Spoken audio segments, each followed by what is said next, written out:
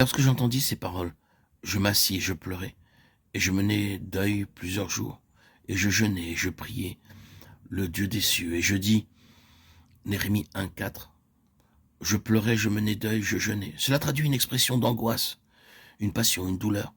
C'est le premier aspect de la prière d'intercession. C'est par cela que commence toute prière d'intercession dans un cœur sensible comme celui-là. Nous nous sommes appliqués à rendre clair le fait que dans le livre de Néhémie, tout est la conséquence de cette passion, de cette préoccupation pour les intérêts du Seigneur. Dans son entier, ce livre de Néhémie est le résultat de la prière qui est celle de la douleur et du fardeau.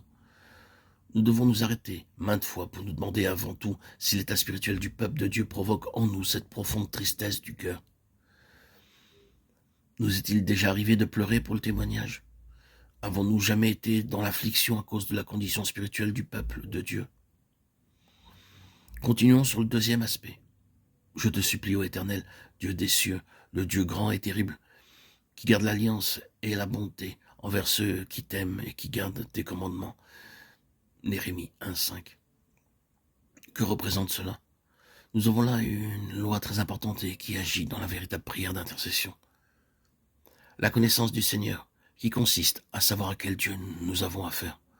Nous trouvons à mesure que se développe cette prière que cette connaissance du Seigneur est plus évidente. Néhémie ramène Dieu à sa propre parole, comme il est écrit dans le livre du Deutéronome, rappelant ce que l'Éternel avait alors annoncé à son peuple, s'accomplit ici littéralement, et c'est sur ce point précis qu'il base sa prière.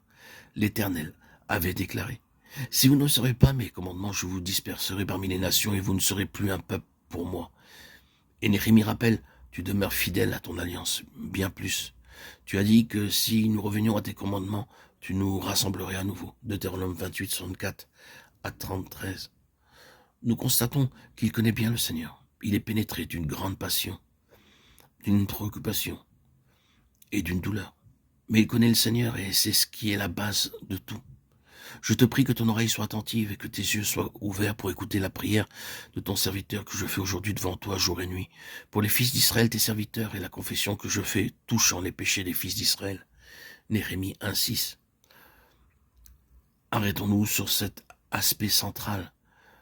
Prière que je fais jour et nuit. C'est là la persistance dans la prière, la persévérance et aussi de l'importunité. Cela représente la volonté de ne pas permettre que cette question passe inaperçue, qu'elle soit traitée légèrement sans y apporter tout le sérieux qui s'impose. Cela signifie que l'intercesseur se tient ferme en présence de Dieu au sujet de ce qu'il a sur le cœur. On pourrait sans doute en dire beaucoup plus à cet égard, mais la prière d'intercession ne consiste pas à se précipiter dans la présence de Dieu pour exprimer rapidement quelque chose et se retirer aussitôt. La prière d'intercession qui produit l'accomplissement du dessein de Dieu constitue un fardeau continuel, jour et nuit. Nos cœurs sont à nouveau rendus sensibles. J'en suis persuadé. Qui de nous pourra relever ce défi? Chacun de nous doit reconnaître humblement devant Dieu si, dans nos moments de veille durant la nuit, notre cœur s'élève spontanément vers le Seigneur. Cela peut se limiter à une seule phrase, un seul cri, mais cela manifeste notre fardeau continuel qui est là, tout le temps sur notre cœur. Nous pouvons penser à bien d'autres choses lorsque nous nous réveillons pendant la nuit. Mais la première chose concernant le fardeau de notre cœur qui s'élève vers le Seigneur à l'égard de ses intérêts et de son témoignage.